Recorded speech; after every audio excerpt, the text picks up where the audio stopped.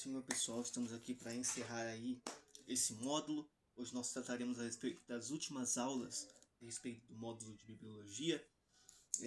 Nós tratamos aí a respeito do Antigo Testamento, de cada livro, desde o Pentateuco, históricos, poéticos, proféticos. Chegamos ao Novo Testamento, onde tratamos a respeito dos Evangelhos, dentre eles Mateus, Marcos, Lucas e João. E hoje nós trataremos aí sobre o livro histórico do Novo Testamento, que é conhecido dentro da teologia como livro de Atos, e também trataremos das epístolas e as cartas pessoais do apóstolo Paulo e dos outros apóstolos, até o livro de Apocalipse, tá bom? Vai ser uma aula um pouco mais extensiva, conteúdo um pouco mais profundo, então que você acompanhe aí na sua apostila, da sua casa. Então, partindo para acabando o Novo Testamento, acabando os Evangelhos, nós entramos na única carta, ou a carta individual, ou epístola individual, a epístola histórica, ou carta histórica do Novo Testamento, que é a carta de Atos dos Apóstolos. É chamado de carta histórica porque contém ali o pontapé, a historiedade e o início de toda a igreja primitiva, junto com os discípulos, desde o Pentecoste até ali as primeiras viagens missionárias do apóstolo Paulo, tá bom? O livro de Atos dos Apóstolos pode ser conhecido também, e eu prefiro chamar assim, livro dos Atos do Espírito, ou livro dos Atos do Espírito através dos apóstolos, porque tudo que contém no livro de Atos, dentre salvação, cura, não é atos de homens, não é atos de apóstolos, é atos do Espírito, através desses homens, o enchendo do Espírito e o enviando para a sua missão. Atos dos Apóstolos é um livro escrito também por Lucas, tá bom? Lucas também o escreveu, e Lucas, sendo o escritor, ele está bolando esse livro, esse plano de leitura e enviando para Teófilo. Prova disso é Atos capítulo 1, onde o mesmo Lucas diz para quem está enviando. Então Lucas é o escritor, mas Teófilo é aquele que patrocina, porque Teófilo era um cristão muito rico da época, que despertou no seu coração o desejo de conhecer mais sobre Cristo e procura Lucas, como já tinha escrito seu primeiro evangelho, procura ele para tentar entender mais sobre a vida de Cristo. Então Lucas escreve e Teófilo patrocina esse livro, tá bom? Teófilo é aquele que patrocina. E Lucas vai tratar a respeito dos 40 dias que Cristo fica ressurreto, pregando e falando coisas aos seus apóstolos concernentes ao reino de Deus, a sua missão, e dando ali uma ordem que os discípulos ficassem em Jerusalém até que do alto fossem revestidos de poder. A palavra poder aqui no grego koine vem de dunamis, ou dínamos, ou dinamite, o poder explosivo, o poder expansivo, porque a igreja se contém dentro dos apóstolos, somente naquele círculo onde eles conhecem a Cristo, mas logo após a descida do Espírito, a expansão de cidades, etnias, raças, tribos, nações, como Cristo diz, derramarei no meu Espírito para que sejais testemunhas em Jerusalém, Samaria, Judéia, até os confins da terra, tá bom? Então Atos vai tratar a respeito disso, a respeito do poder do Espírito, da missão do Espírito, através dos apóstolos, aquilo que o Espírito orienta, os milagres, as primeiras almas rendidas, os primeiros batismos, as primeiras pregações dos apóstolos, as primeiras missões. É um livro missionário, é um livro que é direcionado à missão da igreja primitiva, a igreja que eu não costumo chamar de exemplo ainda, até porque a igreja está se acertando, está crescendo aos poucos, está aprendendo. Então, para nós que queremos conhecer um pouco mais a respeito das primeiras doutrinas da igreja, das primeiras pregações, do desencadear, de tudo aquilo que é o sistema litúrgico do Novo Testamento, nós encontramos aqui dentro do livro de Atos dos Apóstolos, atos de serviço, atos de trabalho. Até porque Lucas usa a palavra adoração, a palavra quando todos eles que os irmãos verem em Atos aparecer a palavra que os apóstolos adoraram ou alguém adorou, está remetendo a serviço. Adoração tem dois sentidos, tá bom? Dois sentidos aqui. Primeiro, liturgos, que vem do latim liturgia. Então, a palavra adorar é a mesma que servir. A liturgia, como a liturgia de um culto, cada membro faz alguma coisa, um canta um louvor, o outro dá uma palavra. Então, adorar também é servir. E outro é latreia. O que é latreia? Latreia era um nome dado a limpadores de latrina. Latrina, na época, eram vasos sanitários. Então, olha a palavra que Lucas assemelha uma adoração. Adoração são para limpadores de latrina, porque essa profissão não era dada a reis. Essa profissão não era dada a pessoas grandes, pessoas que tinham poder aquisitivo alto, importantes. Era dada aos menores da casa, porque adoração é para quem é pequeno. Adoração é total dependência. Quem é grande não adora, só quem é pequeno, quem reconhece a sua dependência. Então Lucas vai tratar aí a respeito de Atos, a sua missão, o serviço, a adoração, e esse é o livro e o compêndio de Atos dos Apóstolos. Aqui vemos surgir nomes promissores como Pedro, Barnabé, algumas citações de Paulo, algumas viagens, a sua conversão. Porém, o assunto principal de mais da metade de Atos dos Apóstolos é a vida de Paulo. Porque destaca tanto, Isaac, a vida de Paulo dentro de Atos e não destaca a vida dos outros discípulos ou dos outros que serviam ali juntamente com Paulo, assim como Pedro, como Tiago, como João. É porque Lucas era um companheiro de Paulo, um amigo de missão de Paulo, e por viver mais da sua vida junto com o apóstolo Paulo, em missões, em embarcações, de a pé, pregando o reino de Cristo, Lucas tem mais patentificação e autoridade, porque convive com Paulo dia após dia. É por isso que ele escreve aí mais da metade de Atos dos Apóstolos, citando a respeito do ministério, do começo, do chamado de Paulo para com Deus. Nós temos que entender algumas características, estudaremos aqui algumas características a respeito de Paulo, antes de eu te introduzir as 13 cartas que o mesmo escreveu no Novo Testamento, tá bom? Paulo, ele tem dupla cidadania, ele é cidadão judeu e também cidadão greco-romano, tá bom? É por isso que alguns, por método equivocado, diz que em Atos capítulo 9, quando Deus encontra a Saulo, logo após se encontrar com ele, Saulo cair por terra e ficar cego, e aí em Atos capítulo 9, do outro lado Deus visita Ananias e manda esse profeta orar por Saulo. Nós achamos que após essa conversão o nome dele é trocado, né? Aquela frase de efeito, Deus transformou Saulo em Paulo. Irmãos, é uma forma errônea de pensar, tá bom? Deus não mudou o nome de ninguém. É porque Saulo tinha dupla cidadania, judeu e greco-romano. Saulo com a cidadania israelita e judeia, fariseu dos fariseus. Então, o seu nome hebraico é Saulo e o nome grego é Paulo. Muda esse S por P somente pela cidadania, tá bom? Pelo modo de falar, o idioma. Então, Deus não mudou o nome de ninguém. É só a cidadania que é diferente. Porque ali Paulo, a partir de Atos capítulo 9, vive mais ali na parte romana do que na parte judeia, tá bom? Ele prega mais para os gentios, para os romanos, para os gregos, e por aí vai. Então, por isso que é citado mais como Paulo, e não como Saulo. Não é que Deus troca o seu nome, Deus somente questão de cidadania, tá bom? De identidade, de nome em cada gênero. Vou te dar um exemplo aqui. Estados Unidos é Mary, aqui no Brasil é Maria. Então é a mesma coisa, é o mesmo nome, só vai trocar a cidadania e a localidade que está, tá bom? Então a primeira coisa que nós temos que desmentir aqui a respeito de Paulo é que Deus não mudou o seu nome, tá bom? É só cidadania.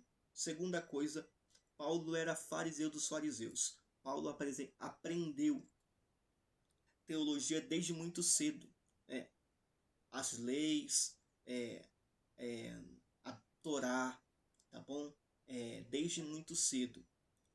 Por isso que ele é tão zeloso pela obra de Deus. Irmãos, Paulo não matou, Paulo não escravizou porque estava tomado do diabo, tá bom? Paulo fez isso porque a sua mente estava cauterizada. Paulo achava que Cristo, os discípulos e a igreja era uma nova religião que tinha se levantado como seita, de ir ao contrário daquilo que a Bíblia, do que a Torá ensinava, do que o Pentateuco ensinava, do que as leis ensinavam. Então Paulo escraviza porque não conhece ainda Jesus. Então por isso que a Bíblia diz que Paulo era zeloso. Ele tinha tanto zelo pela lei a ponto de achar que Cristo e a igreja era uma nova seita e um povo que ia contra a lei, né? Porque Cristo veio não para descumprir a lei, mas para cumprir ela e apresentar a graça. Paulo achava que agora a igreja que pega graça ia contra a lei e por isso mata, tá bom? Então ele era zeloso. Paulo foi criado aos pés do maior teólogo da época, estudioso, Gamaliel. Paulo foi ensinado, orquestrado, orientado por ele, tá bom? Então Paulo era muito preparado, falava vários idiomas, tinha a sua vida fundamentada, era inteligente, era poliglota, falava hebraico e também o grego, tá bom? Também sabia sobre a sua nação judia e também a nação romana. Então Paulo era versátil em tudo que fazia e Deus o chamou. Quando Deus resolve o chamar, esse Paulo passa 13 anos aprendendo sobre Cristo e a graça, até porque a lei ele domina, ele dá uma aula de lei. É só os irmãos lerem o livro de Gálatas. Paulo debate com Pedro e com os outros discípulos sobre a lei. Paulo ele é orientado dentro da lei. Ele é orientado dentro da lei. Ele tem a lei no seu coração, ele tem a lei na sua boca, na sua mente. Ele é muito inteligente. Só que ele não conhecia ainda Cristo e a graça. Ele fica 13 anos estudando junto com os outros apóstolos de Cristo e discípulos para aprender a respeito da graça. E logo após 13 anos estudando, esse Paulo parte para a sua primeira viagem missionária, tá bom? Então Paulo não começou a pregar assim. Ele se converteu em Atos capítulo 9 e no outro dia já estava pregando, tá bom? Ele estudou e se preparou 13 anos. Paulo entendia o poder do preparo, porque quanto mais eu preparo, mais eu alcanço. É por isso que Paulo foi o apóstolo que mais alcançou, mais plantou igreja, mais teve conselhos concernentes, conselhos versáteis, mais escreveu cartas, mais orientou pessoas, mais fez discípulos abaixo de Cristo, porque ele teve o seu preparo, 13 anos de preparo no oculto para ser apresentado para a sua primeira viagem missionária, tá bom? E estou dando aqui alguns panoramas a respeito da biografia do apóstolo Paulo para te introduzir aí a respeito dentro das cartas que ele escreveu. Então, Atos capítulo 9, Paulo se converte, passa 3 dias orando. Ananias visita na casa de Judas, onde ele estava abrigado, estava cego, estava doente.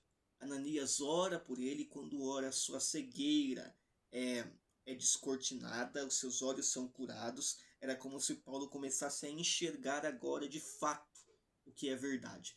Paulo vivia com uma trave no seu olho, tentando tirar o cisco do olho do próximo. Então Paulo via com uma trave nos seus olhos, uma venda.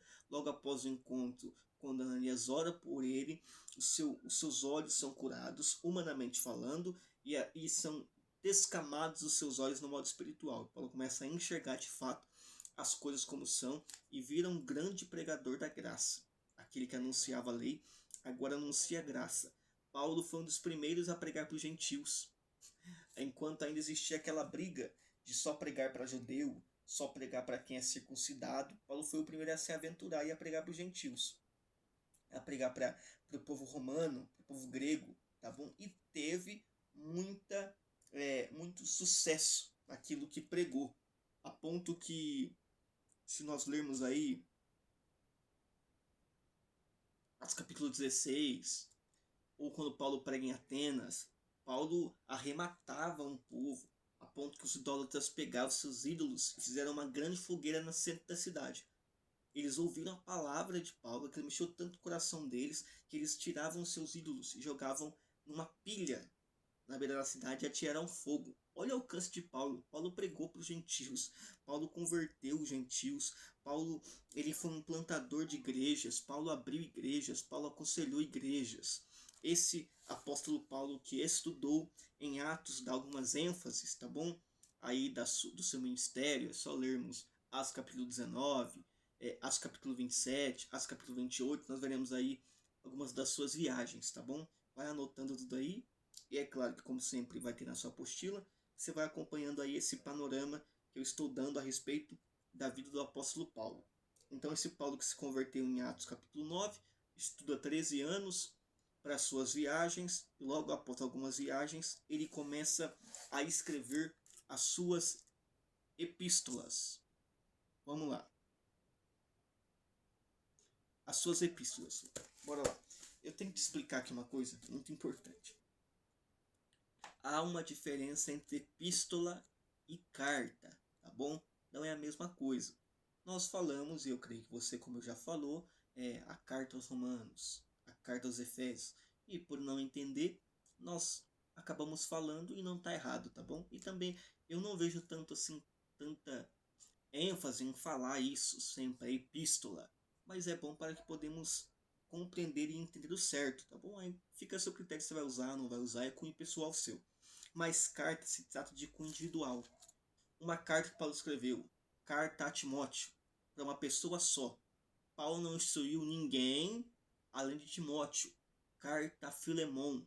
Paulo não instruiu ninguém além de Filemon. Isso é carta. Carta é cunho individual. Agora, epístola é uma epístola pastoral, algo geral. Epístola aos Romanos. Paulo escreveu para toda a igreja de Roma. Então, para você gravar de um método fácil, carta individual para uma pessoa só, epístola para uma igreja, para um povo, para um núcleo, para uma célula, para um ajuntamento. É aquilo que engloba em geral, conselhos para todos. Paulo não disse, olha, eu aconselho um crente de Roma a fazer isso. Paulo aconselhava toda a igreja. Paulo disse a Timóteo, Timóteo, eu te aconselho que você aconselhe. Então, ele não foi diretamente para os outros, foi para Timóteo. E por aí vai, como a carta de Tito, de Filemon, 1 Timóteo, 2 Timóteo. Isso daí é carta. Carta é cunho individual. Para você guardar, carta, cunho individual, epístola, cunho geral. Engloba toda a uma igreja, a um povo, uma comunidade. Ok? Certo? Deu para entender? Vamos lá. A primeira epístola que Paulo escreve... Bom, se eu só relembrar que você... Aí é um capricho seu, tá bom? Você vai falar a partir de hoje carta ou epístola. Se você continuar falando carta, eu não vejo tanto erro assim, tá bom? Não vejo tanto erro assim. Até porque só muda aí se é individual ou geral, mas o conteúdo pode edificar mais pessoas. Então, fica a critério seu. Mas a Epístola de Romanos é a primeira carta que Paulo está escrevendo. A primeira epístola que Paulo está escrevendo a uma igreja como um apóstolo verdadeiro, tá bom? Então Paulo, em Romanos, antes de falar sobre a justiça de Deus e a graça divina a favor do regenerado, que são assuntos principais da epístola aos Romanos, Paulo vai se apresentar, testificando que ele era um apóstolo, tá bom? Vamos lá, apóstolo. Existiam algumas regras para alguém ser chamado de apóstolo. Eu não sou contra, mas eu não sou adepto, tá bom? É uma opinião minha, Eu não sou adepto de existir apóstolos hoje em dia. Eu sei que existem apóstolos, bispos e por aí vai. Só que um apóstolo tinha que ser uma testemunha ocular de Cristo. Ocular, ver. Mas Isaac Paulo não viu Cristo vivo, mas viu Cristo ressurreto. O próprio Jesus pregou para Paulo em Atos capítulo 9, quando disse: Saulo, Saulo, por que me persegues? Eu sou Cristo, a quem você persegue. Olha, o próprio Cristo pregou para ele logo após a ressurreição com o corpo glorificado, a ponto que Paulo viu um resplendor, um clarão de luz que não conseguia nem discernir quem era, mas ouviu uma voz, era a voz do próprio Cristo evangelizando a ele. Então, primeiro, apóstolo tinha que ser testemunha ocular. Segundo, os outros apóstolos da comunidade tinham que testificar o seu cunho apostólico. Então, os outros 11, que eram apóstolos chamados por Cristo, né, os outros 12 ali, porque depois Matias também entrou, tinham que testificar. É por isso que Paulo vai se encontrar com Pedro mais para frente, tá bom? Para testificação da veracidade do seu apostolado, ok? Para patentificar o seu apostolado. Então tinha essas duas regras: ser testemunha ocular e ser testado, tá bom? Pelos outros apóstolos. Em Paulo, na Epístola de Romanos, vai dar uma carta introdutória, vai dar uma apresentação introdutória, dizendo que ele era Paulo, apóstolo de Cristo, tá bom? E logo após começa a tratar aí a respeito dos assuntos principais da Epístola de Romanos. E quais são os assuntos aqui principais? Paulo explica a justiça e a graça de Deus operando a favor do regenerado. Ele vai explicar aí essa luta, essa guerra entre a nossa carne e o nosso espírito. A ponto que o mesmo diz, testemunha o bem que eu quero fazer eu não faço, mas o mal que eu não quero, isso eu acabo cometendo. Então ele vai mostrar essa guerra espiritual interna entre a carne e o espírito e como a graça e a justiça de Deus trabalham a favor do regenerado, daquele que decide aceitar a Cristo e ver uma nova vida.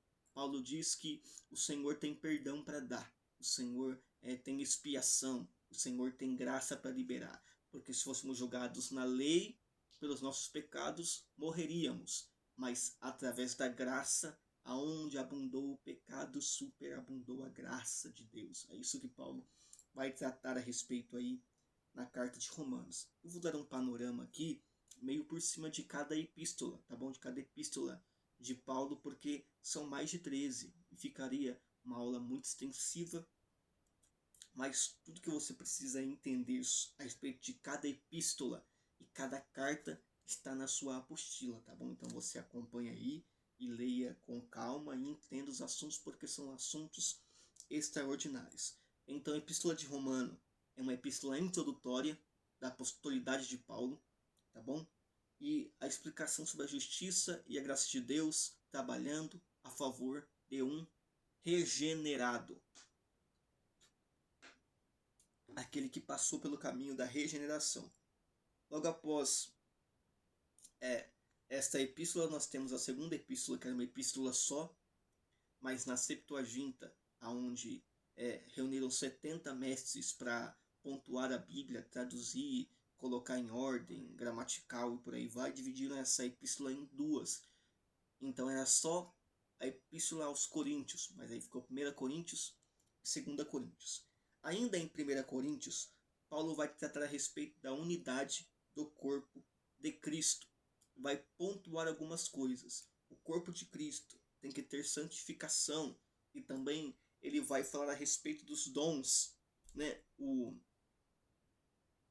A graça que é dada por Cristo, a graça, o dote que é dado por Cristo, o presente que é dado. A palavra dom vem de carisma, algum carisma. Não uma pessoa que é carismática, tá bom? Que é uma pessoa feliz, contente, alegre, comunicativa, mas carisma em um favor que Deus deu para o trabalho da sua igreja.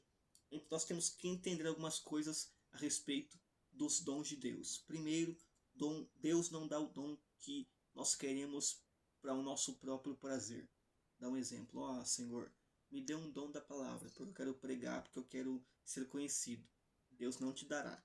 Senhor, me dá um dom de revelação, eu quero revelar para eu ser conhecido. Deus não te dará. Deus dispensa os dons segundo o Espírito acha graça.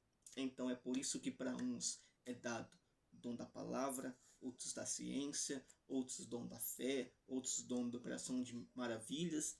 Tem uma lista lá em 1 Coríntios capítulo 12, tá bom? com mais de 7 a 8 dons aí que Deus dispensa à sua igreja, como ele sente prazer. Porque se em uma igreja todos tiverem só o dom da palavra, quem irá profetizar? Se todos tiverem só o dom de profecia, quem irá interpretar? Se todos tiverem só o dom da profecia, quem irá orar por cura, milagre, operação de maravilhas? Ou só se tiver esses dons, não tiver a palavra da ciência, quem ensinará? Então, o Espírito dispensa cada dom segundo aquilo que ele acha prazer. É isso que Paulo trata a respeito de 1 Coríntios, e em 2 Coríntios é uma carta aos santos. Vamos lá. Enquanto Paulo está dando aí as ordens sobre buscar o dom, amor, 2 Coríntios aos santos. Paulo está tratando a respeito que a igreja tem que ser fortalecida antes de querer usar os dons para fortalecer alguém. A igreja não pode ser uma igreja fraca. Não tem como eu dar força para alguém se eu não tenho força nem para mim. Então Paulo vai clamar a Corinto que eles busquem o fortalecimento. Até porque existiam na época de Corinto, na igreja de Corinto em si, muitas falsas heresias, pessoas que viviam só para si. Prova disso é um texto que eu vou comentar aqui com vocês, para os irmãos entenderem. O texto da Santa Ceia, 1 Coríntios capítulo 11, verso 23, onde Paulo diz que existiam muitos fracos, doentes e que dormiam. Paulo dá uma ordem, parece uma ordem desconecta. É porque nós não entendemos de fato o que está acontecendo. Paulo está explicando sobre a ceia, a morte de Cristo, que Cristo pega o pão, pega o cálice da graça, corpo, sangue partido, nova aliança e nova vida, e por aí vai, e mesa. Só que ele vai usar uma palavra, e a palavra é o seguinte: quem tem fome come em casa. Parece que não se conecta com aquilo que Cristo está passando. A espiritualidade da coisa, até porque o texto da ceia é um texto espiritual, tá bom? Cristo trata, Paulo relembra quando Cristo foi traído, a sua dor, a sua crucifixão, a paixão e por aí vai. Só que aí usa uma palavra dizendo: quem tem fome come em casa. Por quê? Naquela época existiam pessoas que participavam da ceia, e a ceia não era como hoje, uma ceia simbólica, que é só um pão, um pedacinho de pão e um pouquinho de suco. Era uma ceia mesmo, uma reunião, uma confraternização alimentícia. Cada um levava o seu alimento, o seu sacrifício, e era uma festa, tá bom? Era um momento de comunhão mesmo, até porque a mesa é a mesa de comunhão, revela a comunhão, tá bom? Então, por que Paulo diz: quem tem fome come em casa? Porque existiam pessoas que moravam mais longe e outras mais perto. Quem morava mais perto levava só o seu alimento e comia dele, e comia mais do que levou. E quem chegava por último, demorava um pouco mais, não tinha mais o que comer. E sem alimentação, muitos ficavam fracos, doentes e até dormiam. Então é por isso que Paulo diz: quem tem fome come em casa. Então, para vocês entenderem como a igreja de Corinto vivia, existiam pessoas gananciosas, pessoas que viviam só para si, individualistas, que se importavam só com a sua ceia, só com seu fortalecimento, esqueciam dos outros. Então Paulo trata em 2 Coríntios a respeito desses problemas dentro da igreja. Ele manda uma epístola geral, porque a igreja precisava de tratamento. É por isso que a segunda carta, a segunda epístola aos Coríntios, é conhecida como epístola de fortalecimento aos santos. Paulo vai quebrar as heresias, desfazer as coisas erradas que estão, para a igreja ser saudável e ser fortalecida, ok? É isso que o apóstolo Paulo ensina em Corinto. A terceira epístola de Paulo é aos Gálatas, aos irmãos da Galácia. O assunto principal é a nossa natureza pecaminosa, onde Paulo vai destacar a respeito da nossa natureza carnal. E aí, dentro de Gálatas, vai existir um grande debate entre os apóstolos sobre aqueles que eram circuncidados e aqueles que não eram. O que é circuncisão? Circuncisão era um processo feito na antiguidade para tirar o excesso de pele que existia na genital do homem, genital masculina do homem. E esse excesso de pele só serve para juntar sujeira, acúmulo e bactéria e doença. Então, lá com Abraão, Deus, Abraão é o primeiro crente que pratica a circuncisão. Abraão se circuncida a si mesmo e logo após circuncida a Isaac, seu filho, a Ismael, e depois vem Jacó, e aí por aí vai, e a circuncisão é implantada em Israel. Então, o que Deus fez um pacto com Abraão? Porque sem circuncisão vem de hebraico chamado Brit Milá, é o pacto da aliança, ou Brit ou só Milá, tá bom? Brit Milá, o pacto da aliança.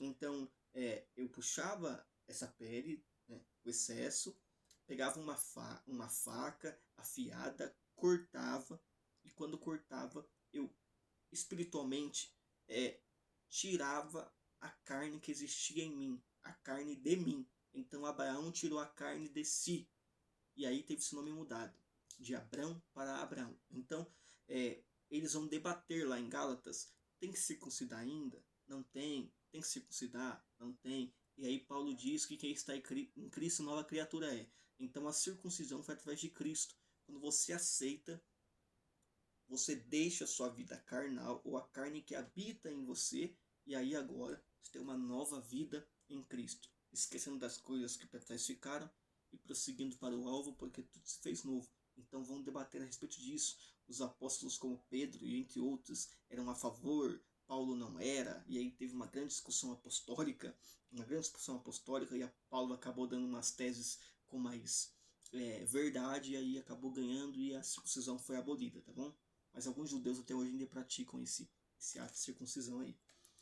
Então Paulo vai explicar a respeito da nossa carne, as obras da carne, como porfia, raiva, ira, ciúmes e por aí vai, e também os frutos do Espírito, como mansidão, paz, gozo, longanimidade, felicidade e por aí vai. Então é uma carta onde Paulo vai tratar a respeito disso, que a nossa carne também frutifica.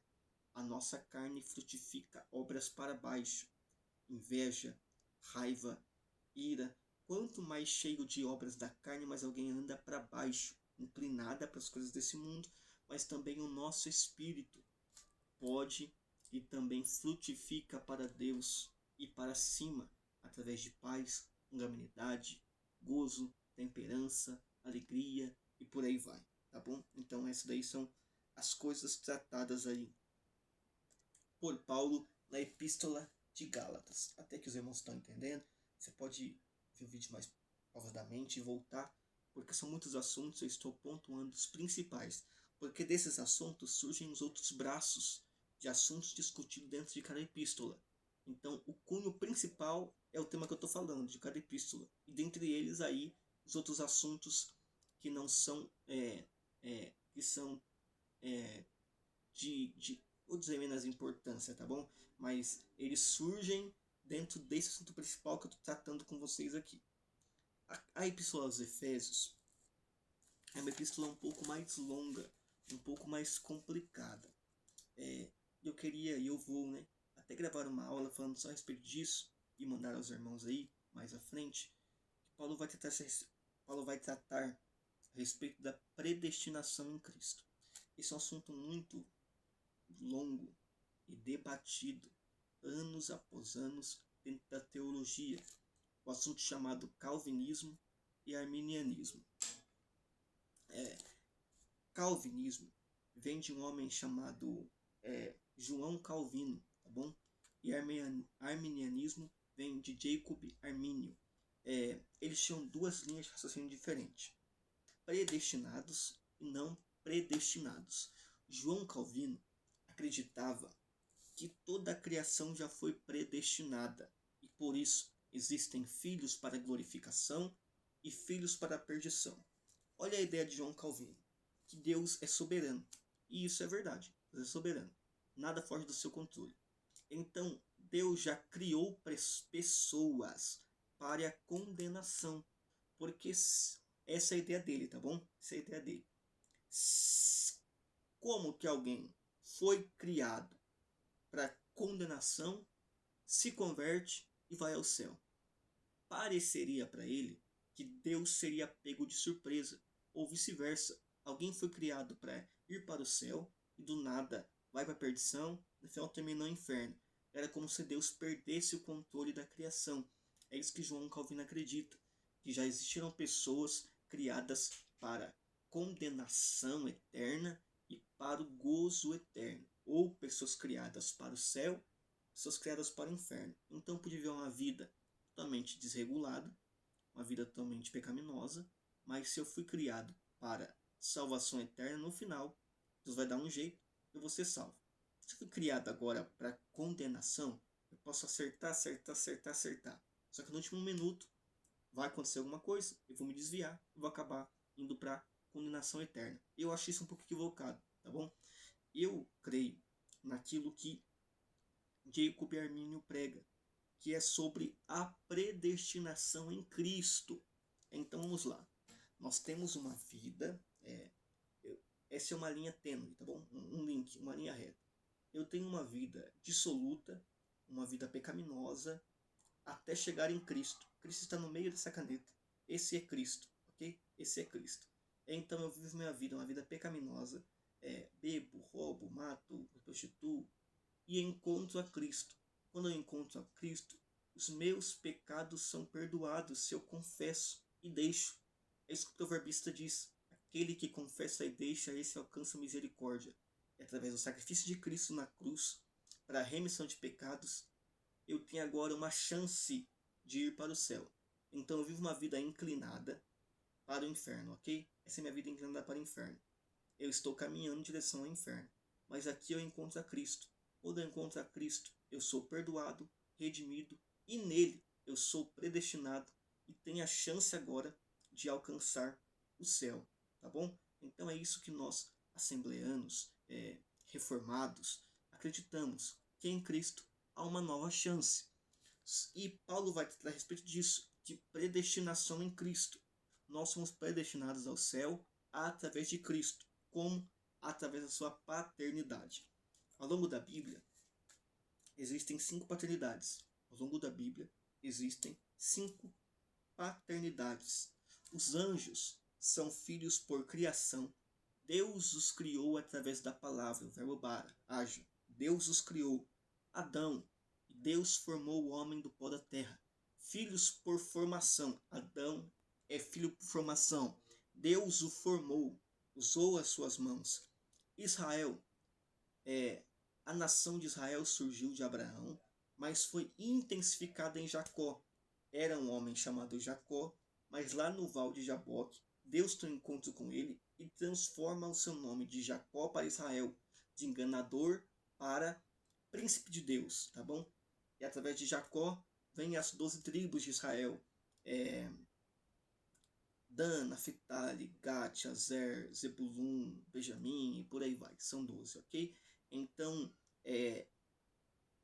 Israel é filho por eleição, porque Deus elegeu a Israel. Deus escolheu a sua nação e a elegeu, tá bom? Como uma nação santa, um povo adquirido por Deus. Então, Israel são filhos por eleição.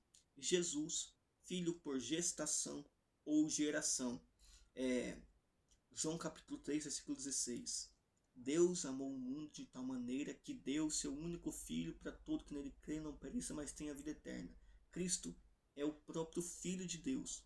Não é um filho feito por palavras, mas um filho unigênito, o único filho.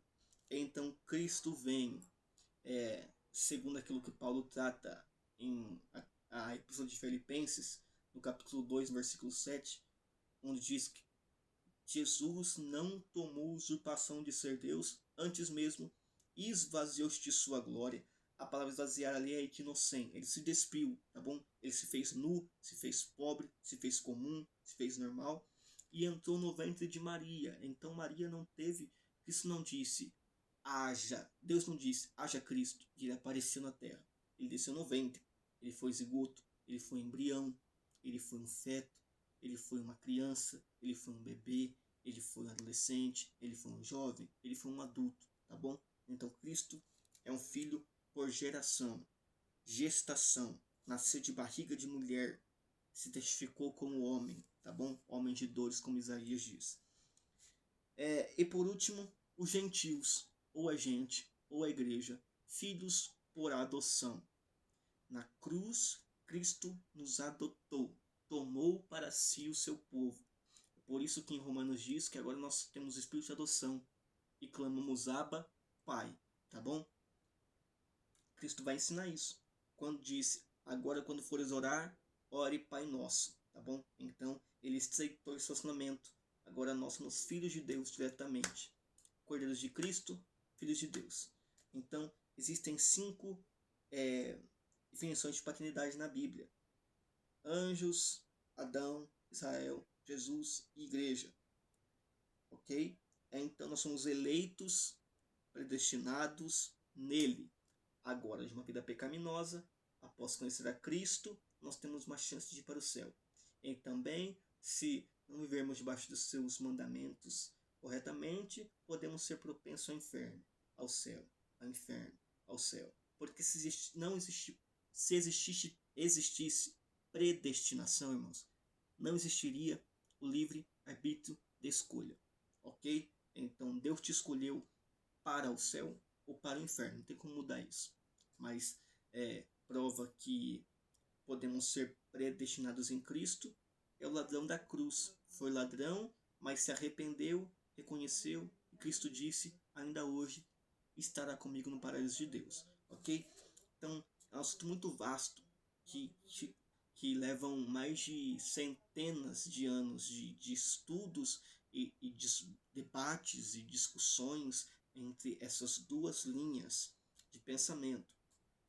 Ou é a linha de predestinação ou a linha de eleição, tá bom? Fomos eleitos em Cristo. Ou Calvino ou Armínio, tá bom? Arminianismo é o que nós praticamos. Nós cremos que há uma nova vida e uma nova chance através aí de Cristo Jesus, ok? E também Paulo vai tratar aos irmãos de Efésios a respeito do mundo espiritual, ok? As batalhas que nós enfrentamos, as batalhas invisíveis, a respeito aí das regiões celestiais, como Paulo diz em Efésios capítulo 6, versículo 10, se não me falha a memória, que existem potestades, principados, hostes espirituais da maldade nas dominações celestiais, tá bom? E ele dá um conselho, e por isso se revista do capacete, da couraça, da sandália, do escudo, da espada, armas do espírito, para batalhar aí contra essas hostes espirituais da maldade, esses espíritos malignos nas regiões celestiais, tá bom? Então é uma epístola muito densa, muito teológica, com muitos assuntos, um pouco mais complicada de interpretação, ok? Aí nós vamos entrar na epístola aos Filipenses, onde o cunho da carta é uma carta sobre como que eu posso resumir para os irmãos? Se os irmãos lerem a epístola aos Filipenses, Paulo vai tratar a respeito de serviço também, de servidão, mas como um crente deve servir.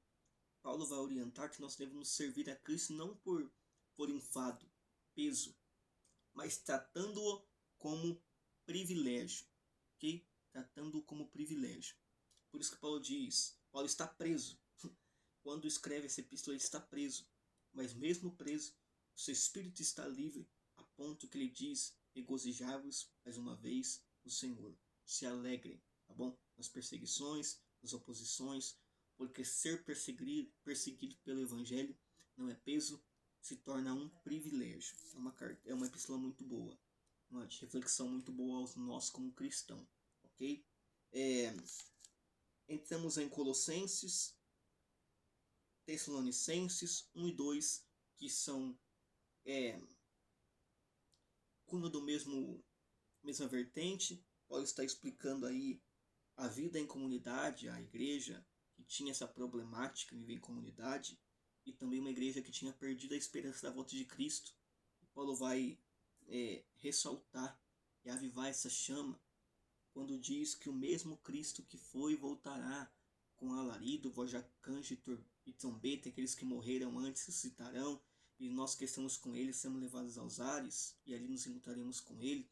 Então, uma carta de encorajamento a essa igreja que está perdendo a esperança de que Cristo voltará, porque desde aquela época os ímpios já falavam aos cristãos da época, e aí? Ele não disse que ia voltar, ele não volta. Tá se passando o tempo, assim como hoje, né? Faz tempo que ele prometeu, não volta. Com certeza. Então os próprios cristãos ali da região, da comunidade, ficaram em dúvida. E aí Paulo dá essa carta de encorajamento, dizendo, olha, aquele que foi voltará. Então fiquem ligados, sejam vigilantes, sóbrios, tá bom? Na segunda epístola aos Tessalonicenses, Paulo vai tratar a respeito da apostasia, ok? Apostasia, ou sobre um povo apóstata. Isso é muito importante. O que é apostasia?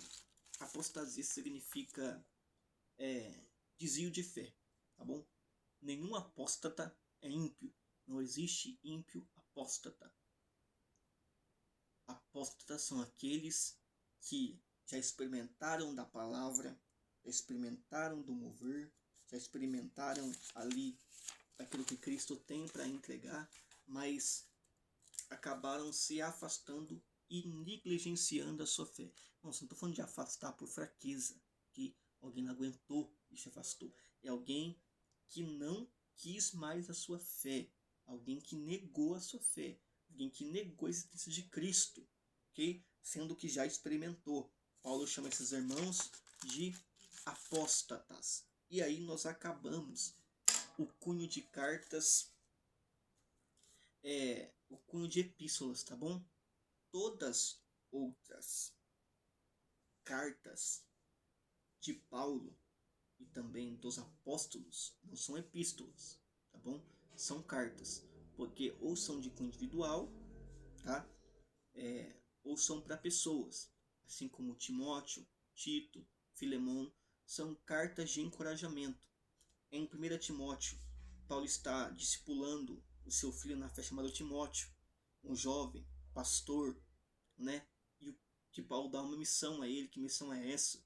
Cuidar da igreja, uma das maiores igrejas da época, chamado a igreja de Éfeso. Aí é onde teve esses problemas que eu disse sobre predestinação, paternidade, batalhas espirituais.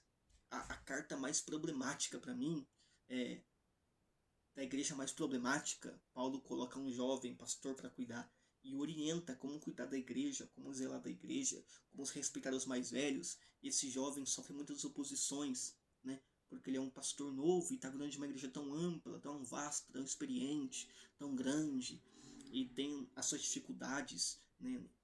Seus problemas. E Paulo vai o instruir a como cuidar, como zelar, tá bom?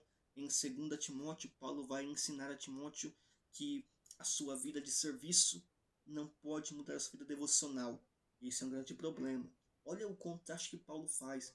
Em 1 Timóteo, Paulo diz: Timóteo, cuide da igreja, zele da igreja, cuide do povo, ensine o povo. Em 2 Timóteo, Paulo diz a Timóteo, cuide de você, eu te oriento, cuida de ti mesmo e depois da sua doutrina, cuida de ti mesmo e depois da sã doutrina. Vou estar falando, Timóteo, você não pode focar só na vida de serviço, esquecer a vida devocional, porque é um problema de nós, hoje em dia, digo em geral, irmãos, é que nós vivemos uma vida de serviço.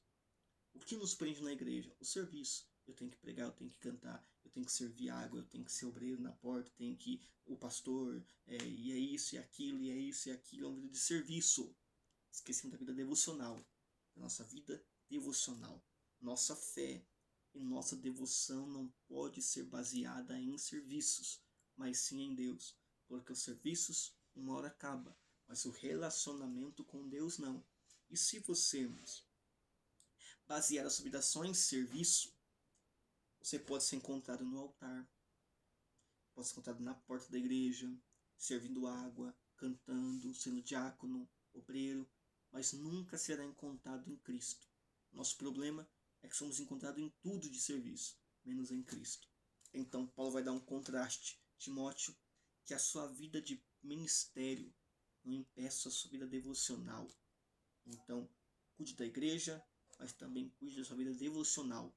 Saiba ter um equilíbrio. Irmãos, a vida cristã não pode ser só ministério ou só vida normal. Tem que ser um equilíbrio.